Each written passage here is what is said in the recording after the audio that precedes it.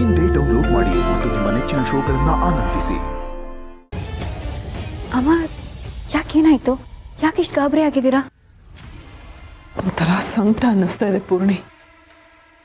ಮಾಧವ್ ಅವರಾಗ್ಲಿ ಮಕ್ಕಳಾಗ್ಲಿ ಹೀಗೇನು ಮಾಡ್ಬೋದು? ಅವರಿಷ್ಟೆಲ್ಲ ಕಷ್ಟ ಅನುಭವಿಸ್ತಾ ಇರುವಾಗ ಕೈಲಿ ಏನು ಮಾಡೋಕ್ಕಾಗ್ತಾ ಇಲ್ಲ. ಯೋಚನೆ ಮಾಡಬೇಡಿ ಅಮ್ಮ. ನೀವು ಈ ರೀತಿ ನೊಂದ್ಕೊಂಡ್ರೆ ನಮಗೆ ದಿಕ್ಕೆ ತೋಚ್ದಾಗತ್ತೆ. ಧೈರ್ಯ ತಂದ್ಕೊಳ್ಳಿ. ನೀವೇ ಯಾವಾಗಲೂ ಹೇಳ್ತಿದ್ರಲ್ವಾ, ಧೈರ್ಯವಾಗಿದ್ದರೆ ದಾರಿ ತೋರಿಸೋದಕ್ಕೆ ದೂರದಲ್ಲಿ ಒಂದು ಬೆಳಕು ಕಾಣುತ್ತೆ ಅಂತ ಬೆಳಕು ನಮಗೂ ಕಾಣಿಸ್ಬೋದು. ದೇವ್ರಿದಾನಮ್ಮ.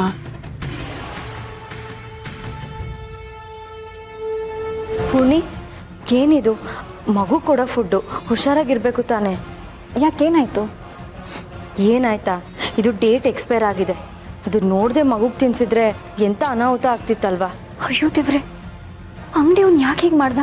ಸದ್ಯ ದೇವರ ದಯದಿಂದ ದೀಪಿಕಾ ನೋಡಿದ್ರಿಂದ ಒಳ್ಳೇದಾಯ್ತು. ಪೂರ್ಣಿ, ಇನ್ಮೇಲೆ ಹುಷಾರಾಗಿ ನೋಡಮ್ಮ. ಮಕ್ಕಳು ತಿನ್ನೋ ವಸ್ತುನ ಈ ರೀತಿ ಮೋಸ ಮಾಡ್ತಾರೆ ಅಂದರೆ ಅವ್ರನ್ನ ಕ್ಷಮಿಸಬಾರ್ದು. ಹೌದು ಅಮ್ಮ, ಈ ಶಾಪ್ ಅವ್ರ ಮೇಲೆ ಕೇಸ್ ಹಾಕಬೇಕು. ಈ ಥರ ಡೇಟ್ ಬಾರ್ ಆಗಿರೋ ವಸ್ತುಗಳನ್ನೆಲ್ಲ ಮಾರಾಟ ಮಾಡ್ತಿದ್ದಾರೆ.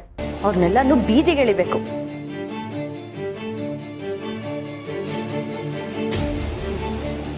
ದೀಪಿಕಾ, ಏನು ಹೇಳ್ದೆ ನೀನು? ಅದೇ ಅಮ್ಮ, ಈ ರೀತಿ ಡೇಟ್ ಬಾರ್ ಆಗಿರೋ ವಸ್ತುಗಳನ್ನೆಲ್ಲ ಮಾರಾಟ ಮಾಡ್ತಿದ್ದಾರಲ್ಲ, ಅದ್ರ ಬಗ್ಗೆ ಮಾತಾಡ್ತಿದ್ದೆ. ಡೇಟ್ ಪಾರ್ ಅಂದರೆ? ಒಂದು ವಸ್ತುನ ಈ ಡೇಟಿಂದ ಈ ಡೇಟ್ವರೆಗೂ ಮಾತ್ರ ಬಳಸಬೇಕು ಅಂತ ಇರುತ್ತೆ. ಅದಕ್ಕಿಂತ ಜಾಸ್ತಿ ದಿನ ಆದರೆ ಆ ವಸ್ತುನ ಬಳಸೋಕ್ಕಾಗಲ್ಲ. ಹೌದಲ್ವಾ?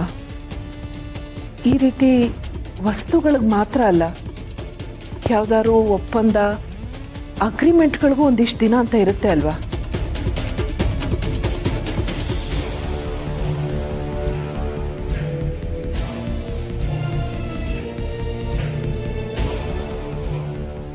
ಹೌದು ಅಮ್ಮ, ಖಂಡಿತ ಇರುತ್ತೆ. ನನಗೆ ಇದೆಲ್ಲದ್ರ ಬಗ್ಗೆ ತಿಳ್ಕೋಬೇಕು ಅಂತ ಅನ್ನಿಸ್ತಾ ಇದೆ. ಸ್ವಲ್ಪ ಹೇಳ್ತೀಯಾ? ಸರಿ ಅಮ್ಮ, ನಾನು ಈಗಲೇ ಲ್ಯಾಪ್ಟಾಪ್ ತೊಗೊಂಬರ್ತೀನಿ. ನೀವೇನು ಯೋಚನೆ ಮಾಡ್ತಿದ್ರಂತ ನನಗೆ ಗೊತ್ತಾಯ್ತು. ನಾನು ಹೋಗಿ ಫೈಲ್ಸ್ ತರ್ತೀನಿ.